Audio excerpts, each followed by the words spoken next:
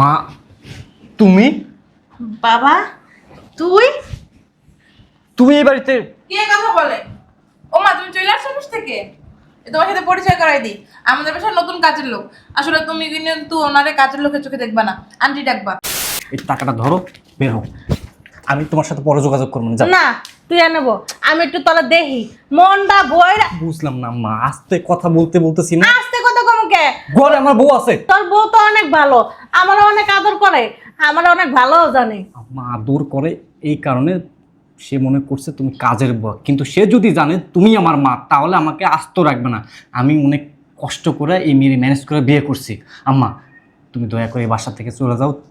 তুমি যদি আমার মা এটা জানো তাহলে আমার সাথে জানলে কি সমস্যা? জানো আম্মা সম্পর্ক, জানুক না, আম্মা সম্পর্ক ছিন্ন করে ফেলে দিবে। কি লিগে সম্পর্ক এই যে ছিল? বাড়িটা দেখতে তুই কস নাই তোর মা গ্রামে থাকে? না, তোর মা সে জানে আমার মা বাবা লন্ডনে থাকে। হ্যাঁ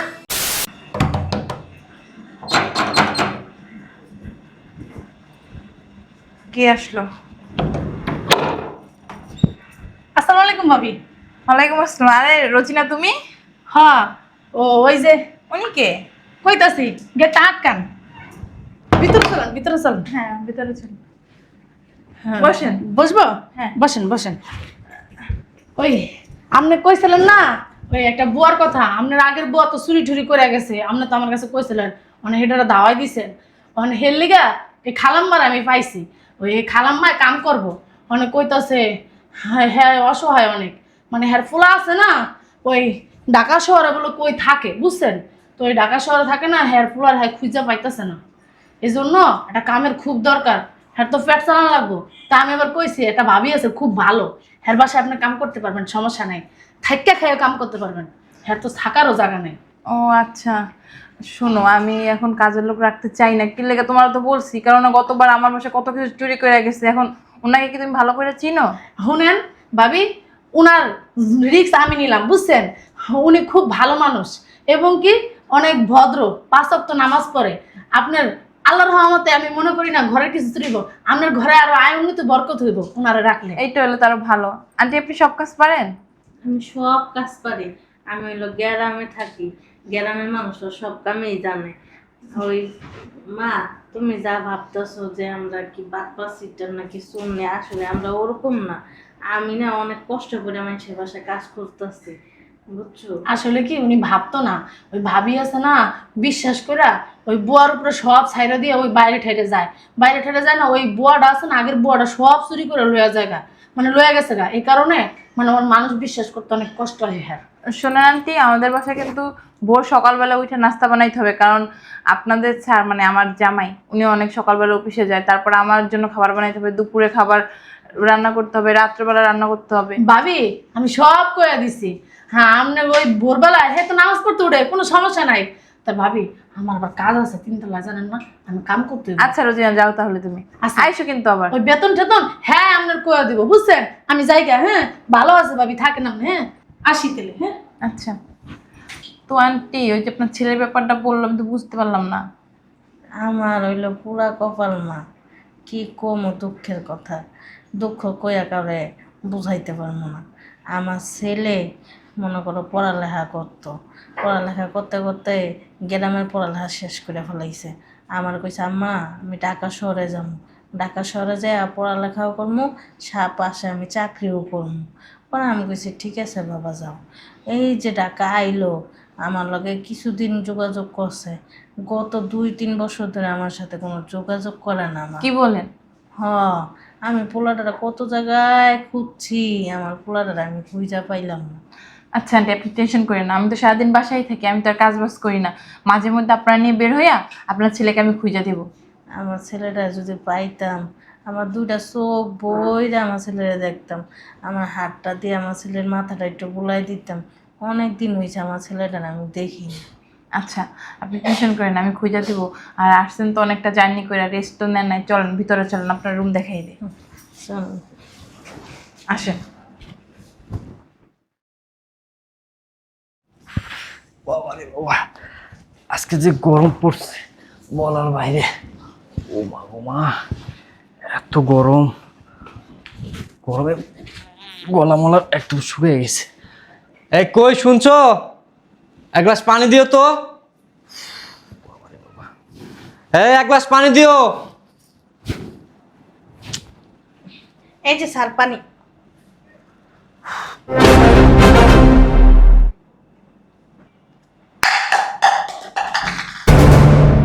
মা তুমি বাবা তুই? তুমি এই বাড়িতে? কে কথা বলে? ও মা, তুমি চলে আসছো অফিস থেকে? তোমার সাথে পরিচয় করাই দিই, আমাদের বাসায় নতুন কাজের লোক।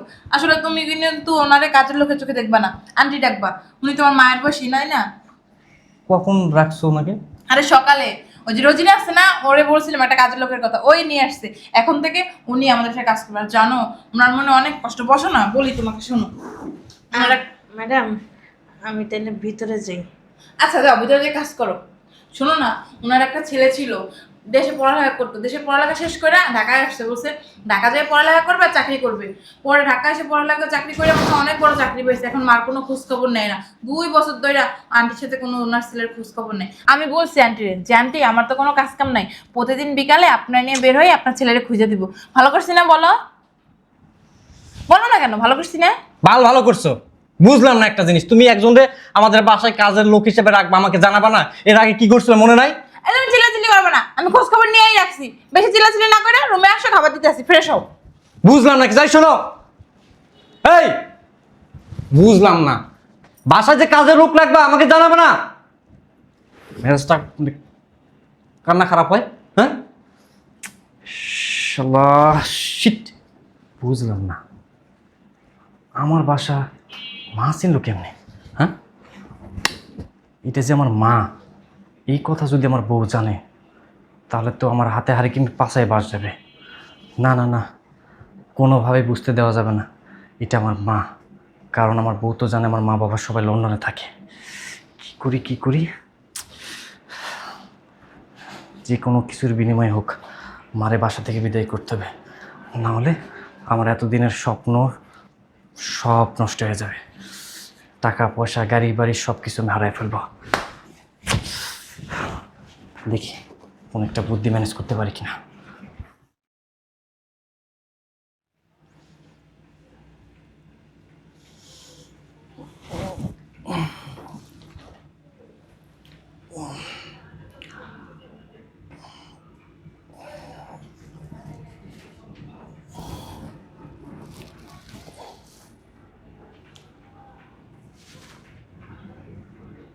কয়টাও আছে? 1:25।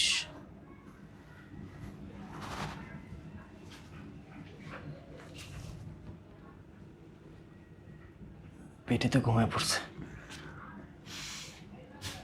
এটাই মোক্ষম সুযোগ। এই সুযোগে মারে বাসা থেকে বিদায় করে দিই। সাথীও তো কিছু বুঝতে পারবে না, সাথী ঘুমায় আছে। এই সুযোগ হাতছাড়া করা যাবে না।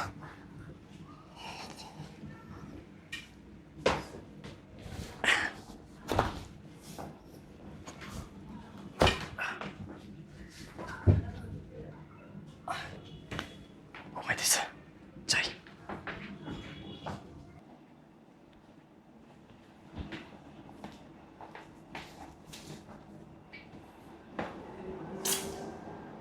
আমা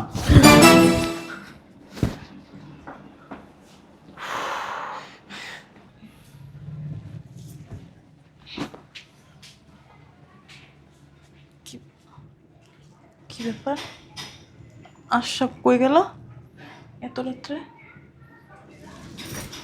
আশরাফ, আশরাফ, বাথরুম তো আটকানো।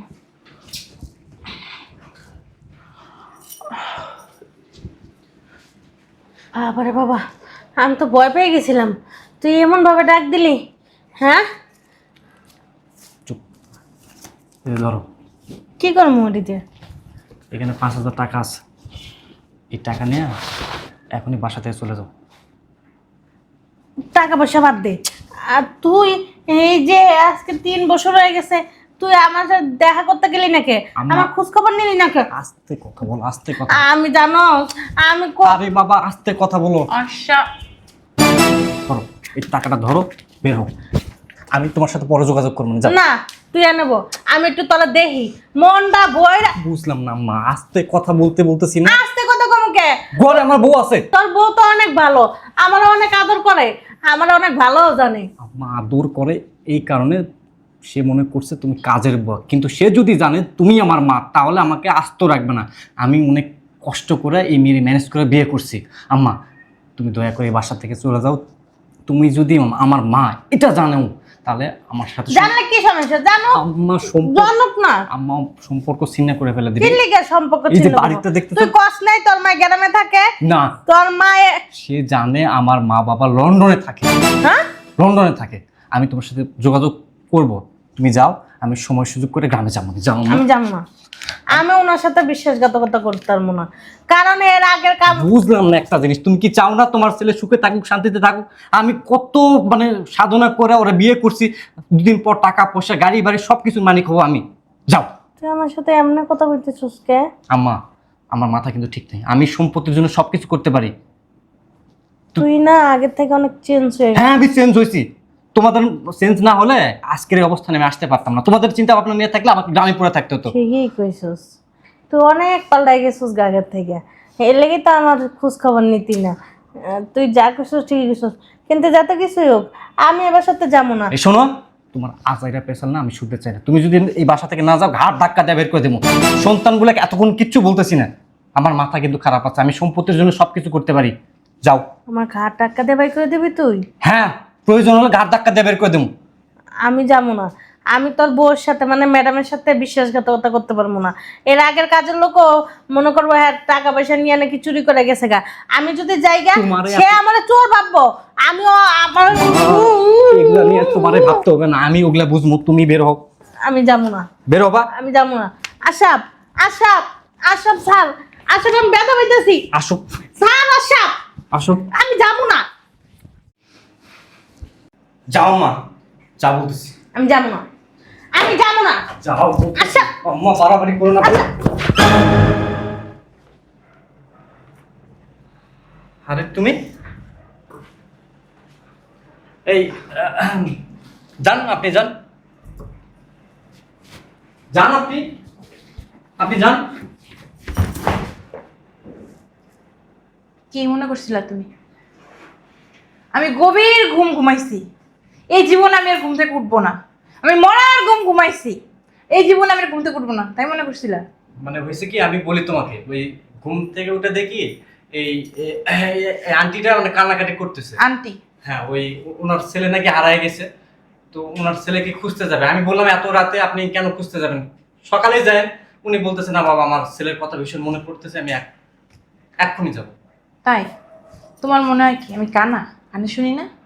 হ্যাঁ মানে তুমি কেন কেন হ্যাঁ, আমি কানে শুনি না কোনো কিছু? না শুনবে না কেন, অবশ্যই শোন। তোমারে একজন খুব ভালো মনের মানুষ ভাবছিল আমার বাবা মা। আমি তো ভালোই। তুমি ভালো। আমার আব্বা আম্মা তোমার সাথে আমারে বিয়া দিছিল কিসের জন্য? যে আমার মেয়েটা সুখে শান্তিতে থাকবো। এই সম্পত্তি দায়িত্ব দিছিল তোমাকে, সবকিছু লেখা দেয় নাই, তাই না? বুঝলাম না তুমি এগুলো কথা কেন বলতেছো। তোমার আব্বা আম্মা যেন কই থাকে? কেন তুমি জানো না দেশের বাইরে থাকে, লন্ডনে লন্ডনে কি করে? তারা বড় ইঞ্জিনিয়ার। ও তোমার আম্মাও ইঞ্জিনিয়ার, তোমার আব্বাও ইঞ্জিনিয়ার, তুমি কি? বুঝলাম না এত রাতে তুমি কেন বলতাছি বুঝো না? কেন বলতাছি বুঝো না? ঘুম থেকে উঠে তুমি কি পাগল টাগল হয়ে গেছো নাকি?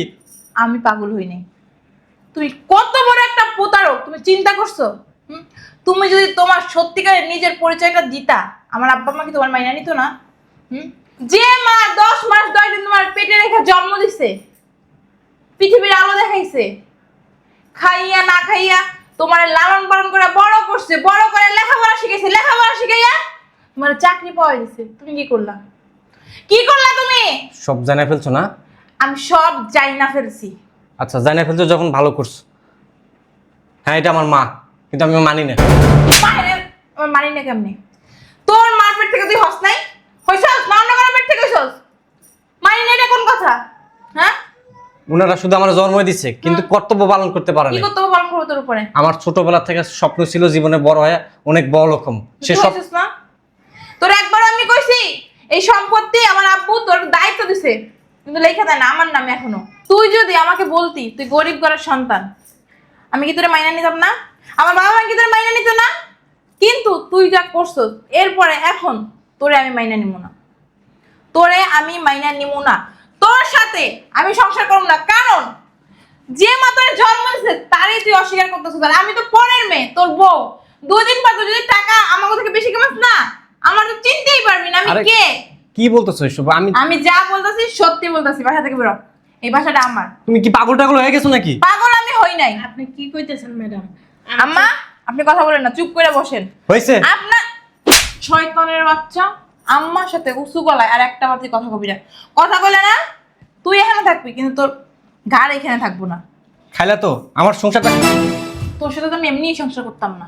আমি কি মনে করছিলি তোর সম্পর্কে আমি কিছু জানি না? সবকিছুই জানতাম, খোঁজ খবরও নিছি, কিন্তু আম্মারে আমি খুঁজে পাই নাই। আগে থাকতে আমি সবকিছু জানতাম, যদি আম্মারে খুঁজে পেতাম না তোর এই আসল রূপ অনেক আগে আমি প্রকাশ করতাম। তুমি সব জানতা? সব জানতাম, কারণ আমার আব্বা বলছিল মারে তুই যার সাথে সারা জীবন কাটাবি তার খোঁজ খবর নিয়ে নিস। খোঁজ খবর নিস, আমার আব্বা আম্মা সব জানে, কিন্তু তোর আম্মারে খুঁজে পাই নাই।